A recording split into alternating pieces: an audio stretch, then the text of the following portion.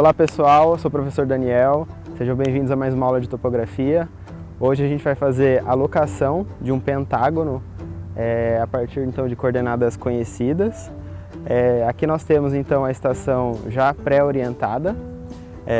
Nós temos aqui o ponto 29 e o ponto 30 que está apontando. Então vamos lá para a locação, pessoal. O primeiro ponto que a gente vai locar é um ponto já com coordenada conhecida que a gente vai utilizar ele para verificar. É um ponto que está com a bandeirola vermelha, ali como vocês podem ver aí nas imagens.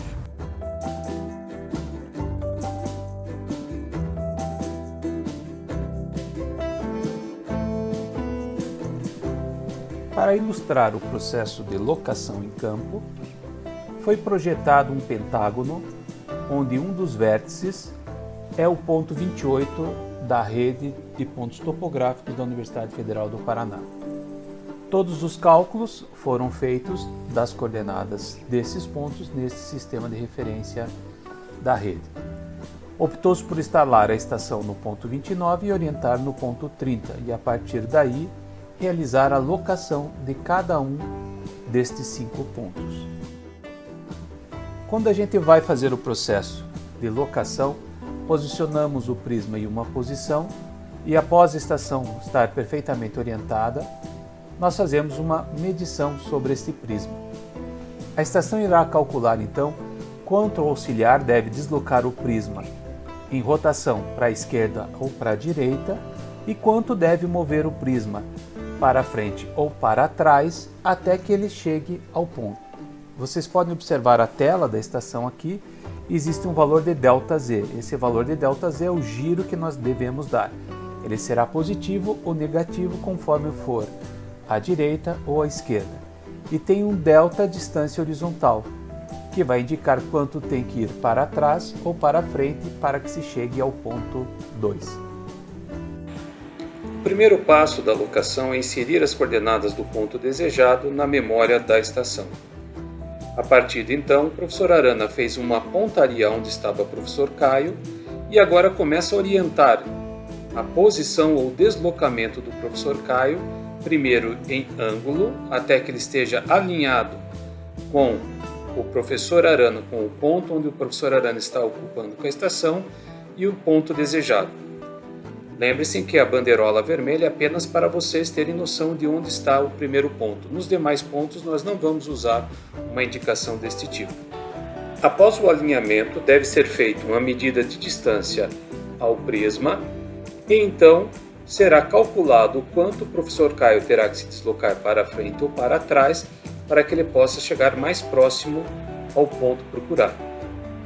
Executada a medição, a estação vai indicar quantos metros o professor Caio deve andar para frente ou para trás, nesse caso em direção ao ponto, para que fique mais próximo do mesmo. Aqui temos um deslocamento de 16 metros. Importante neste caminhamento que seja mantida a direção. Repete-se todo o processo nesta nova posição de professor Caio.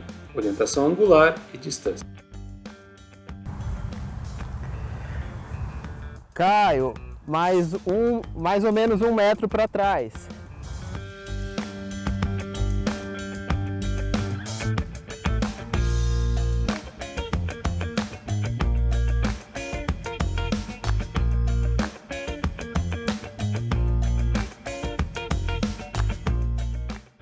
Vem mais um pouquinho para a sua esquerda. Tá bom.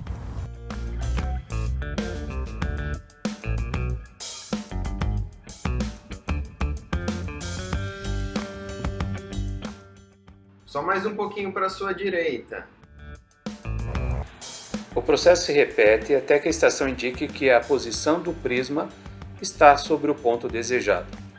Neste exemplo, podemos observar uma diferença de poucos milímetros da posição indicada para o ponto materializado. Podemos observar aqui que o ponto 2 já foi materializado e agora o professor Caio caminha em direção ao ponto 3. Vamos usar estacas mais altas para poder posteriormente amarrar uma fita entre essas estacas para que vocês vejam o pentágono que foi locado. Na prática, a estaca deve ser cravada rente ao solo e após o cravamento da estaca, deve-se novamente fazer a locação para ter o ponto exato sobre a cabeça da estaca.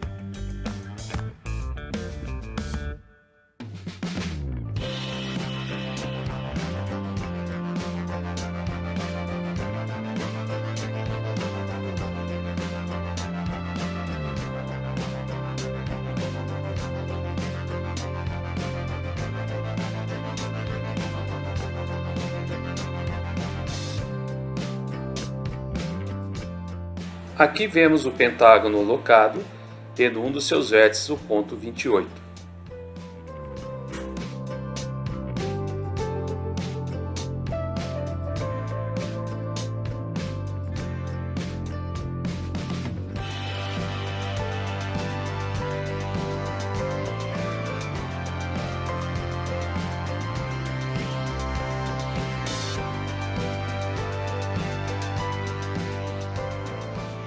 Todo o processo de locação ao final deve passar por uma verificação.